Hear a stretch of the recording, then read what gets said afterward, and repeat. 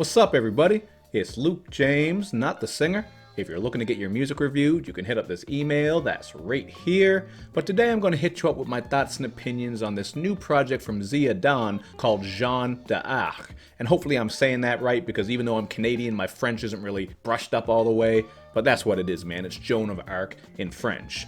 As for Xia-Dawn himself, he's a rapper, producer, and sometimes singer who's coming out of Miami, Florida, and I have reviewed some of his work in the past. I think he's a guy who gets very creative with the production, so I was really curious to hear this one, and not surprisingly, he is doing some pretty cool things here. For the most part, he's going with that sort of dark emo rap wave here. You're going to hear plenty of rock elements, industrial, post-punk, just a wide variety of these genres are going to pop up on this project, so in that aspect I think it's pretty cool. Of course, there are other artists out there who are working with some of these styles. Guys like XXXTentacion certainly had some of those grungy guitar elements, some of those rock vocals. So it's not to say it's the most unique thing. Like, I think there's this wave of this sound that's sort of coming into rap, but Xia-Dawn is doing it really well. And as someone who's not a big fan of that style, I thought this was a pretty solid project. So for just a couple examples of some of the sounds you're going to hear on Yashichi, hope I'm saying that right, you get this guitar that kind of reminds me of some Alice in Chains from back in the 90s, just really dirty sounding, so that was a cool production choice there.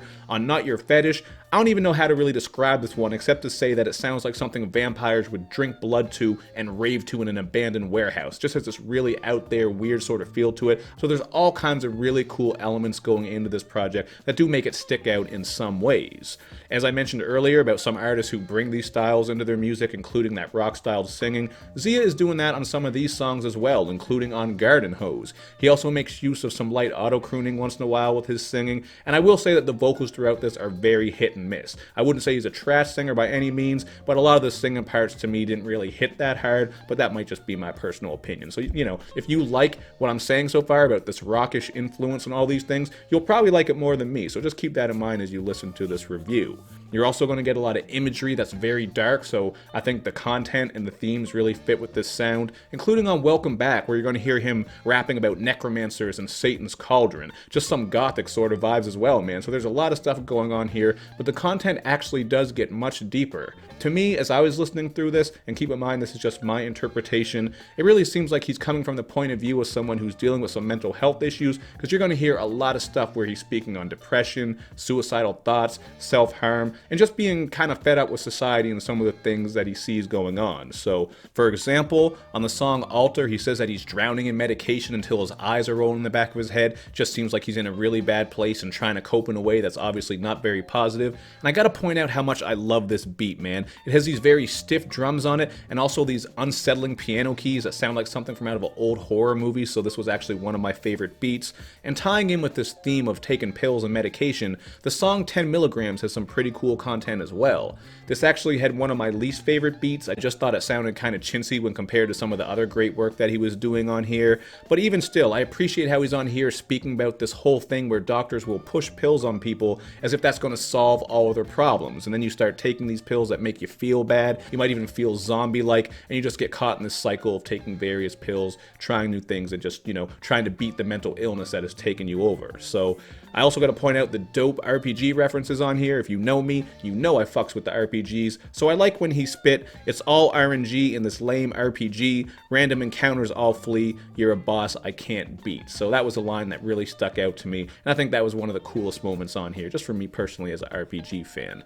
But to move down to my notes here, I also noticed that there's some really clear shots of religion on this album, like on The Beast where he says that dogma is for dogs, on Saints where it seems like he's taking aim at people who use religion as an excuse for their ignorance. They just won't open their minds up despite it being 2019 now and they're following this old ass book right to a T. You know, some people are just hardcore with their religion. But again, you got to keep in mind this is all my interpretation, because you might get something completely different out of this and he might have meant something completely different. Because what I will say about the lyrics here is that they can be very dense and kind of complicated to understand what exactly he's getting at. On one hand, it's a good thing because he's not taking the easy way by just rapping about boring bullshit in a boring way, but on the other hand, sometimes with bars like this, it kind of makes you wonder what exactly he's getting at. It might seem like he's taking the long way to make his point once in a while, and that's not to say that, you know, this is an awful thing or a trash thing. I think that just can be off-putting for people sometimes because it really does require you just to think extra hard about what he's trying to say, and if you don't know anything about this guy, you're not really going to have that frame of reference either. So at times it kind of seems like he's just saying shit that sounds cool people, although I'm sure he knows exactly what he's getting at because he wrote it. Just as a listener, I think it can be a little bit challenging in that aspect, but some people love that, so it all depends on how you are going to take that.